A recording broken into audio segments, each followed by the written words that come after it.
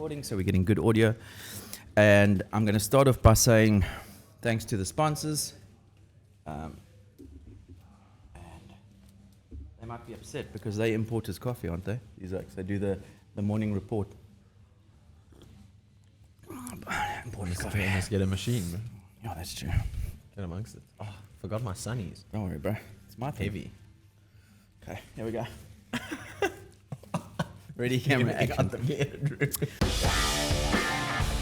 Shred and gone. Oh yeah. So here we are in Lifestyle Surf Shop. A big thanks to Lifestyle, big thanks to Seasick Threads, as well as my associates over at Wavescape. I'm sitting with none other than, I'd have to say, a friend of mine, Marti Lund. Hey, Marty. How's it? How's it, bro? Good to see you. And it's quite amazing because this morning we come off the back of, and excuse if you see Marty's hair is still standing on end, we come off the back of a phenomenal evening with the Wavescape artboard auction, which was held last night at the Jack Black's tap room, where Marty's board sold for a record 115,000 rand. Dude, how are you feeling about that? Yeah, I feel like I had an adrenal burst last night, and I'm feeling a bit tired, to be honest. Feeling like what goes up must come down. Exactly. Quite chilled, but good for a chat, Massive dopamine hit, and then a big drain as you wake up and realize that, wow, what actually happened there? And the beautiful thing about it is that all the money that was raised, over 700,000 rand, and that equates to around about $400,000 to $500,000, in dollars, $300,000 to $400,000 US dollars that have been raised, goes to supporting the non-profit organization that Wavescape's involved in, like the 9 Miles Project, Protect the West Coast, Ocean Pledge, the Beach Co-op, to name but a few, that are going to benefit from artists like Marty being willing to give of his time. And we're going to talk about time because it really did take a lot of time, particularly with Marty's board, which was a portrait of Sir David Attenborough, the iconic philanthropist, conservation guru. He needs no introduction. Marty, why did you choose? I mean, I know this is probably a stupid question, but for you personally, why did you choose Sir David Attenborough? I think Shani and I came up with it. She kind of put it forward. She was like, do you want to do the board, but also do you want to do David Attenborough? And I was like, well, that's great. I'm honestly, sometimes as a painter, it's really great to get a brief. It's really, a lot of the challenge of painting is often trying to convey broader ideas through singular or multiple canvases. Yeah. And sometimes when you get a surfboard, it's within this context. As a surfer and an artist, the Wavescape auction is the creme de la creme of something that you want to be a part of. So she kind of put it forward, and I was just thinking, this is great, and like go all in, If I look at my history as a painter, I studied realism. Like I wanted to paint in a naturalistic way, influenced by, kind of Rembrandt and Caravaggio and all the kind of using beautiful light, photographing things, this classic, Caravaggio, like black backgrounds with like candle lit, but like very highly resolved. And I wanted to do that, and I haven't given myself the space to do that in a long time, to like really go all in. So I was like, this is perfect. And like, what a stage, what a cool spot to put it in. Yeah, I mean, you got to really showcase your talent. You got to showcase everything that you say you've kind of been schooled in, essentially. And you viewed this as kind of your moment to bring all those skill sets together into one piece, and that you certainly did. What else would you like to tell us about, before we get into the artboard and David Attenborough and how it all happened? What else would you like to tell us about your history and also the current projects that you're busy with? Yeah, so, sure. Let's go back. That's a big one. Let's go back. Not too far back. Not too far back. And let's keep the history so when I was under born, 5 minutes. Yeah, man. Yeah, where were you born? Cape Town. Cape Town. Yeah. Cape Town boy. Pinelands, eh? Pinelands. Through. There we go. Landlocked Pinelands home of- turned salty sea dog. Home of the elderly and rebellious teenagers, of which I was the latter. Okay. Yeah. No, I mean, yeah, surfing and skateboarding, first and foremost, from primary school. Yeah. Started surfing at the beginning of high school, and then I kind of discovered painting. I was quite a small oak Okay. at school. Like Yeah. I was very small. I can relate. And I was also small. Yeah, but it was teased kind a of lot. like like lots of bullying and all that crap. But I kind of found solace in the art department. I went to Rondebosch Boys. I had an amazing art teacher, an amazing design teacher, and it was like where the weird kids went, and I didn't really fit the rugger bugger profile. Yep. And I found eventually when you drop that guard of being like the kind of hegemonic, masculine vibe at like an all boys school, you go find yourself in the art department, you find yourself catching trains to Cork Bay to go surf, and Muizenberg, obviously. And then all of a sudden, you're like looking out the window of the trains, and there's graffiti on the walls. And that was my first exposure to graffiti. And then, I started painting at school.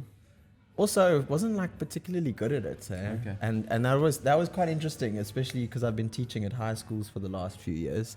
Sharing that story with my students, I think that was the thing that really kind of blew their mind. That I said to them, I was like, I was bang average at school for art. Okay. At everything, really. Really? Yeah. And then after school, you kind of like, it's that intersection of you're too young to be making life choices, really. Mm-hmm. You're uninformed. You don't know much about anything when you're 18, and then all of a sudden, you're gonna make this life choice. And I was like, well, like painting's going well. Let me go with that. So I went to Rhodes, studied painting, kept surfing at Port Alfred, East Beach. What a wave. Mm-hmm. Couple hitchhiking missions to J Bay. Sure.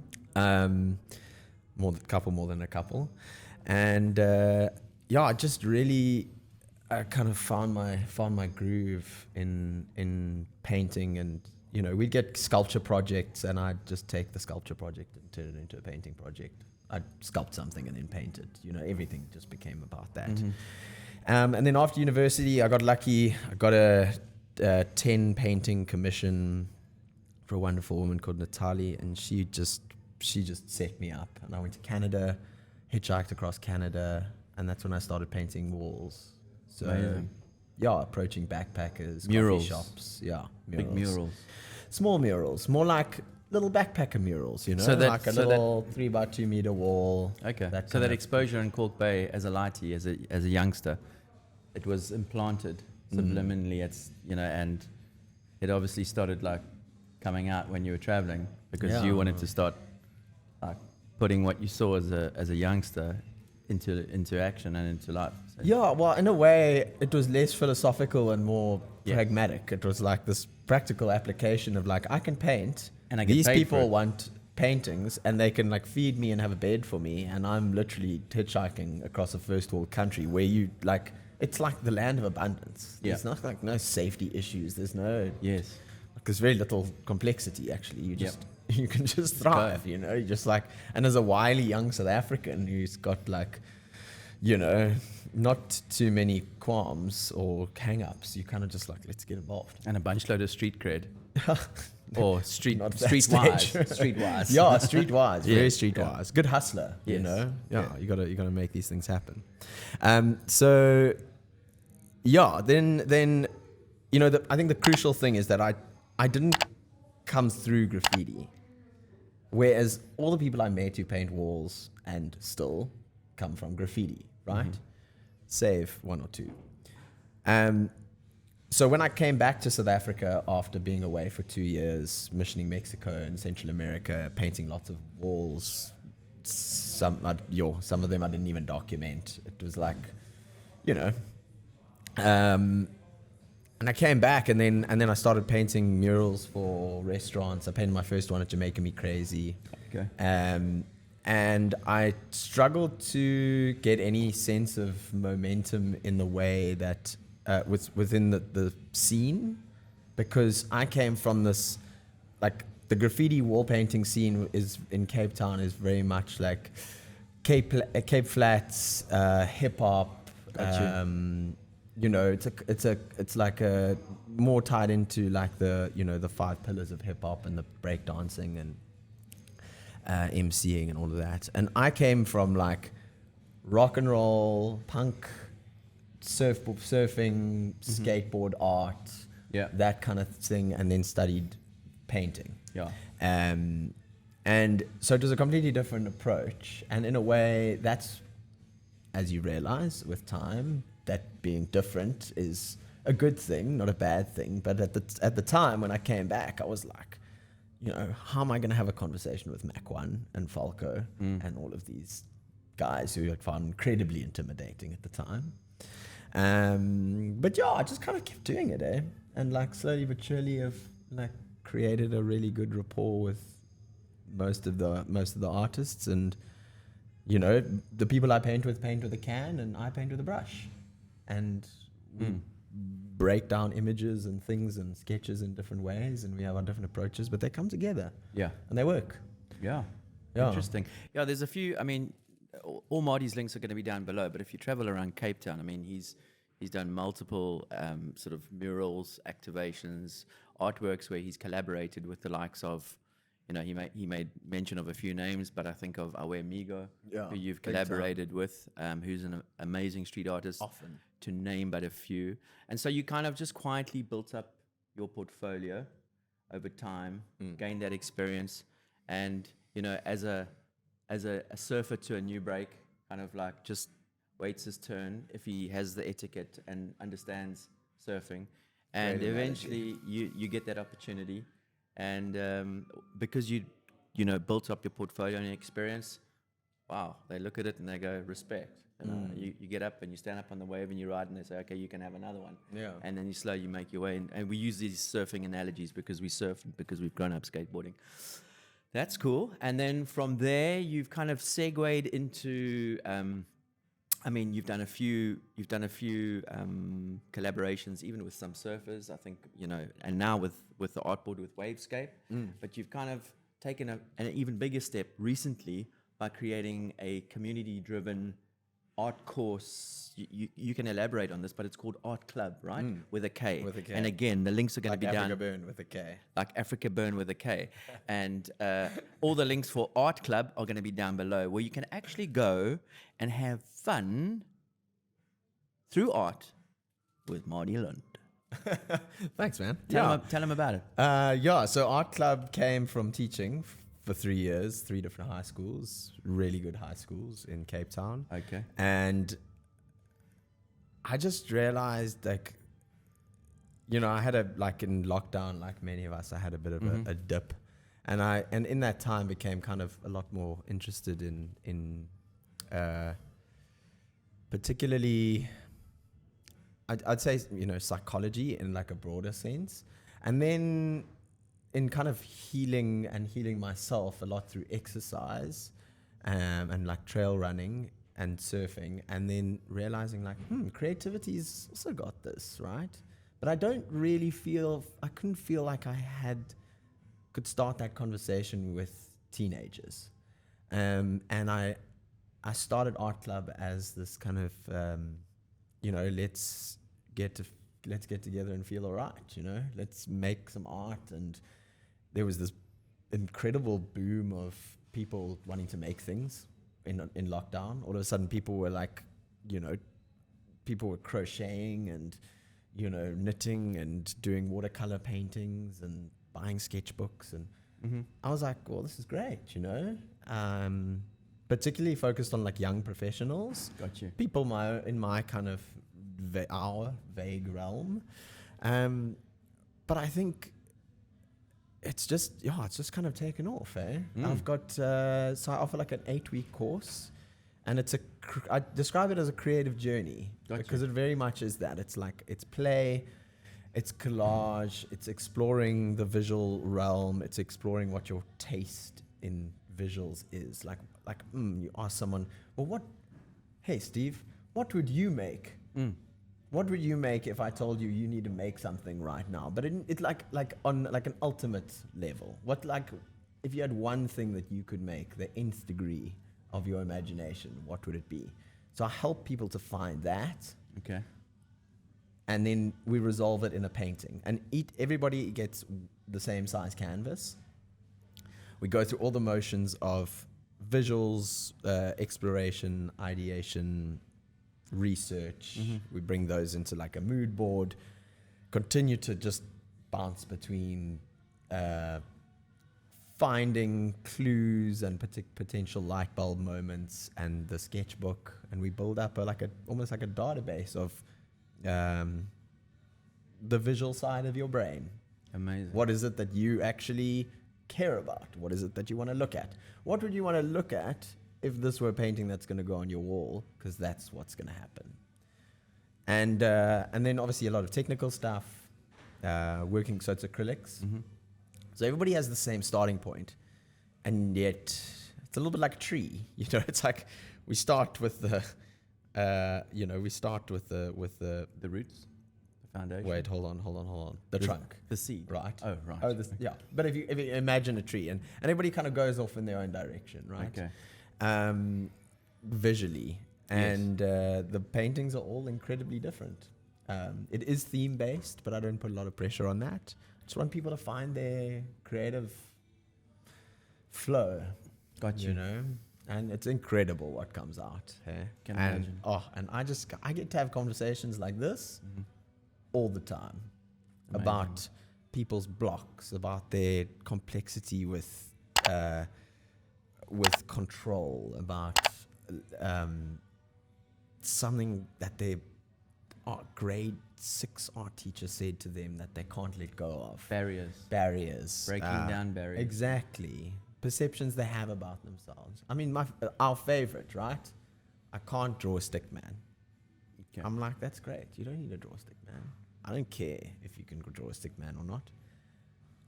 This is not a stick man drawing based course. This is, you can collage something. This is stick it to the man. Yeah, stick it to the man, figure out. And I mean, I've had all sorts. Yeah. Got like, So you're basically attorneys, turning into a to physician of sorts through art. a physician. Or Yes. do you tell? Well, I mean, it's therapeutic. It's psychologically stimulating, and also about letting go, and through expression on paper, through art, you're essentially helping them heal, break through barriers, and then heal. So you're becoming like a doctor, like an art doctor. It's like an without having to call yourself one, but you're essentially becoming someone who gets people to art feel better. therapy is maybe Art the therapy. term Well, you're you're a looking for. So it's therapist. like it's. A therapist. I don't know about that. I like the thing with it is that it's a natural progression, right? Yes. It's a natural. I'd say, what's the word? It's something that comes from when people like let go, first of all, right? Yeah. Like as Ethan Hawke says in this like fantastic TED talk that he puts, we should put that in the link as well. All right, we'll do that. In the links. But so Ethan Hawke has this TED talk and he talks about how as adults we have to give ourselves permission to create, right? And he's like, creativity has never been, well, in some circles or some professions, but generally creativity has not been viewed as important in the industrial age, greater narrative right? The capitalist age. Capitalist, yeah, business. In business, it's a sideline thing. The creatives in business are the people who are less paid and they are kind of stuck in the corner, right? Yes.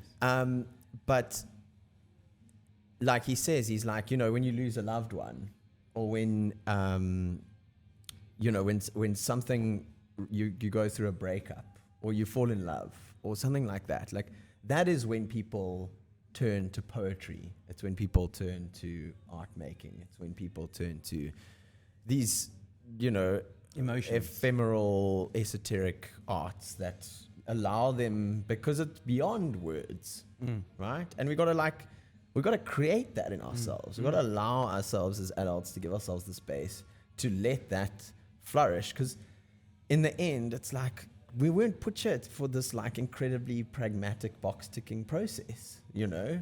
And it's like surfing as well, you know, these kinds of things that like let us like let go. And by the nature of that, yes, it's therapeutic. I think it's interesting what you're saying, because bridging the gap between those that understand creatives, we're at such a critical point in our timeline as a human race, whereby we see a surgence of creatives taking control of a part of the world that ordinarily would be governed by businessmen or people who control their lives via spreadsheets and numbers. We just have to think about NFTs, and you know, we don't want to go into like the demise or the fail, but the very fact that creators are now being given a space to say like, look, this is also worth something in terms of monetary, right? But I think it's important, these sorts of art clubs, art classes, sessions where it's more than just about art, because hey, there's a bit of creativity in all of us, but we're not all creatives. And I think anybody can come on this. Anybody can come on this, and if anything, it's going to get them to understand creative people more. And I think that is what's important, because within any sort of ecosystem, within a business or whatever, you're always going to have those that are good at the analytical business side of things, and they in the past have tended to take creatives, suck the IP out of them and their creative energy, put baby in the corner, and then go thanks, and all the money and all the success goes to those ones, and that's what needs to change. And I think that's what things like these courses that you hold help lots of people who are not necessarily creative get in touch with their creative side and connect with how to make that connection with creative people and respect creativity. But I think that, and I just taking one thing that you said there, like what popped in my head was that creativity it's essentially it's a way of being, right? It is the art of liberation, right? So if you think about it in those terms, people like Tim Ferriss, for instance, have spoken about this. He wrote the 4-hour work week. I got so stuck into it this last weekend. It was epic in Bainscliff. You managed to borrow one from someone. Hey? Did you manage to borrow one from someone? Because I think I might pick it up on the way back from here. I'm like, I got like 60 pages in, but what he does is like, essentially what he's talking about, and this does tie into the broader narrative of what you're speaking about, is the idea of like, if I can be creative about how I live, then I can free myself from all of these like constructs, right? So you got to break down the presumptions, right? Like, I need a study business science to make money. I need a 9-to-5 job. Right? Yeah, cool. I need a salary to make a living, So like, you can, and I mean this you can go as far as you want with this, right? Exactly. But the more you go in, the harder it gets, If you're really talking about like truly liberating yourself from society, there's also repercussions to that, right? Exactly. So you got to kind of find this happy medium, but it's about living in a way that is curious and explorative. And I love the idea of pulling a bunch of people into a room who have that curiosity, but maybe not the history, and engaging them in that and in that conversation and in the practice of making something whereby what that thing that they make holds a part of their imagination that they don't necessarily activate frequently. Amazing. Artklub, links below. Sign up for the next course. You won't regret it. Yeah. And then when you're sitting at a coffee shop overhearing weird conversations like this, you won't be going, what are they talking about? They'll be like, Oh yeah, now I understand what these dudes are talking about. By that man of bells. Get on the same wavelength, excuse the pun. Yeah. Okay, bro, the board, the art board, how many hours did you spend on Sir David Attenborough's face? I feel as if you were waking up like every morning for like months and months just seeing David Attenborough's face. I know you didn't take months to do it, but that's kind of how it must have felt at one point. Like that's all you saw was Sir David Attenborough. It was probably 2 weeks of like cancel your plans kind of graft. We're talking we're not a few hours, we're not talking 24 hours, we're talking like 100 hours. 100 hours on a dude's face. That's phenomenal, bro. I've just got to give you a little Thank fisty you so for that. much. Appreciate it. 100 hours to paint Sir David Attenborough's face. David and I got intimate, I'm sure. Like I feel like I know what that looks like now. Mm-hmm.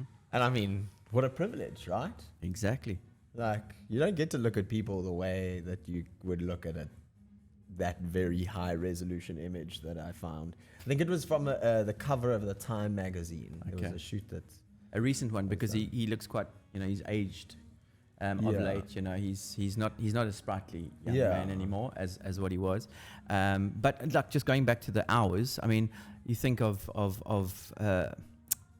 a sculpture of Plato, or and how many hours the sculptor would have taken to sculpt that face, right? Sure. And so that amount of work is kind of part and parcel of creating what is an artwork which sold for a considerable amount of money. Yeah. I mean, just had to be done.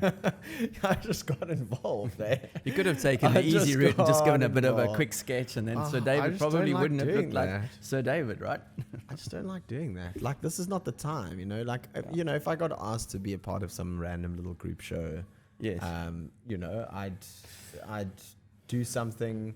I think as an artist, you don't think like, oh, I'm gonna give like 50% to this and 80% to this and 100% to this. Yeah, it's like for me, you go all in on everything. Yes. Right, and everything. I think it's the significance of the project that mirrors that and encourages you. So I've just done 2 portraits. One was David, and one was a tribute mural to a woman called Kimon, who owned Fernando's in Obs.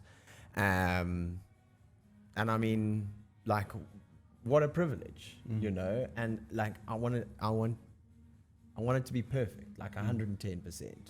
And that's not necessarily in painting. It's not necessarily perfect. Doesn't necessarily mean like, oh, I'm gonna sit there with like a 2-hair paintbrush at the end. Yes. It just means that it's like, in yourself that you've gone all in, and that there's no way that it could have been any more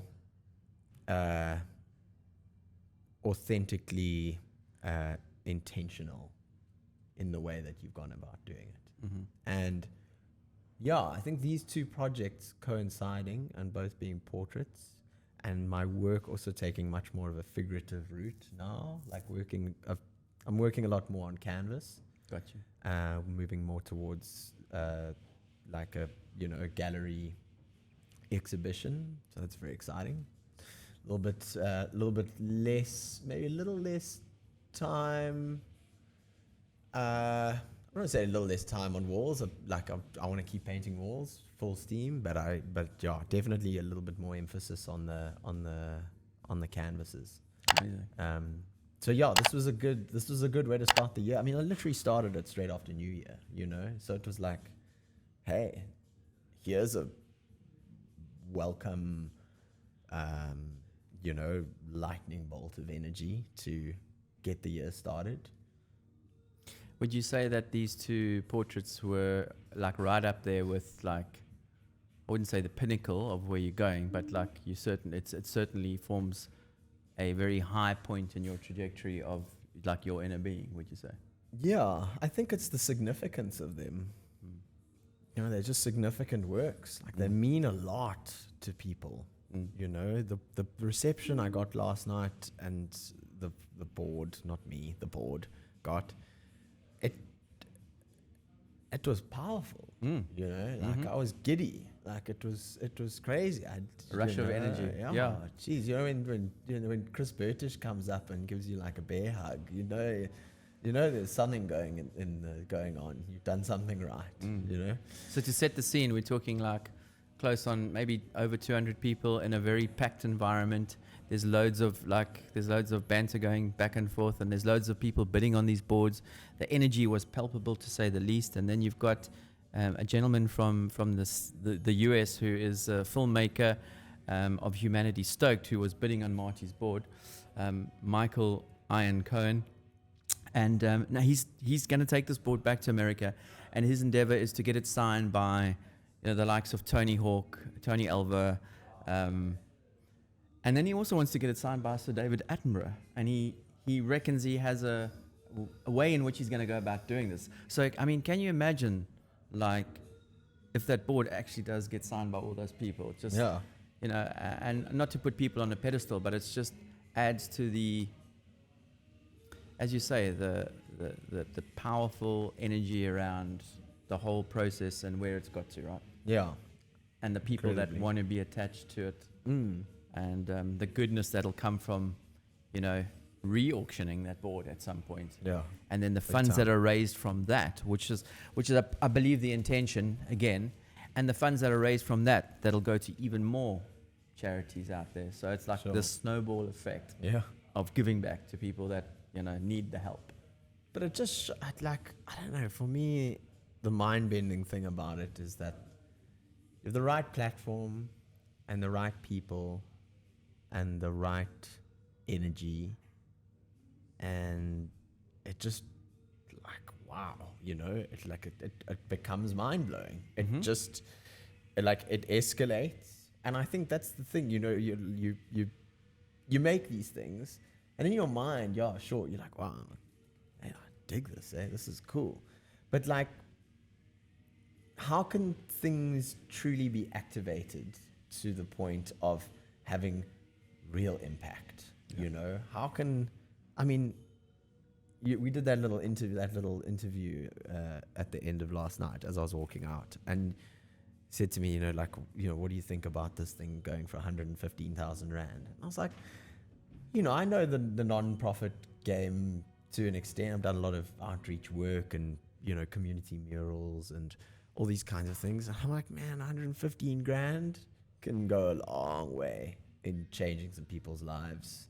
In wherever that gets allocated, it's just rad to be part of that propulsion of capital towards something that I don't know, you'll see. You look at the 9 miles surfboard collection in a different way. Next time you go to 9 miles and the lighties are kicking around, you're like, wow, that board could have been bought with that.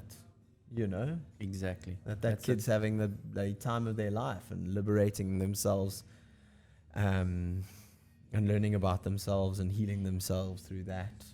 And I think that's the coolest bit. Yeah, and I think particularly I have to say, I know I've been talking a lot about the kids, and I talked about it in that little interview we did, but I think also the thing I've become more and more that's growing in me is this protect the West Coast.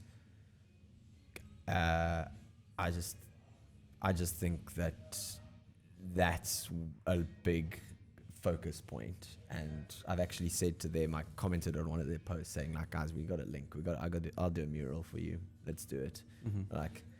It's oh, cool, I've got these things I can do, let's put them in the right places. I'm all for making work. Let's do a mural that really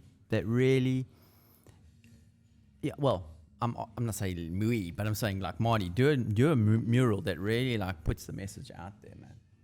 Really gets in their face, because there's stuff happening up the west coast of South Africa, and Protect the West Coast link down below that is appalling.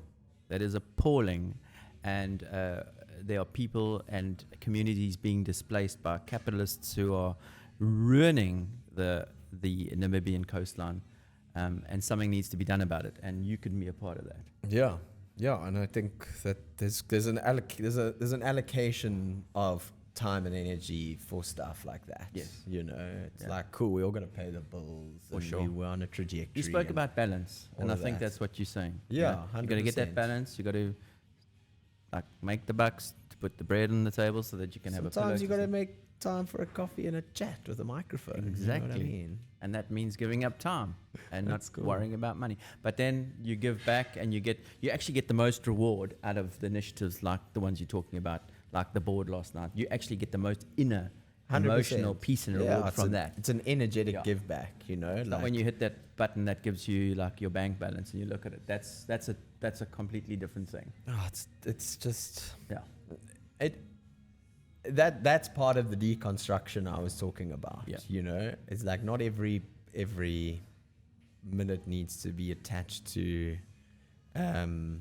this kind of continuous flow of like working for the sake of making a living so that you can get by. I think it's like just diversifying it, you know, and yeah, that comes from a space of privilege for sure.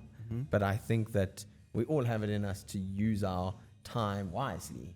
Yes. Right? Yes. Like, you know, I just often think like, wow, what if we maybe all just hopped off the beers a little bit more? You know?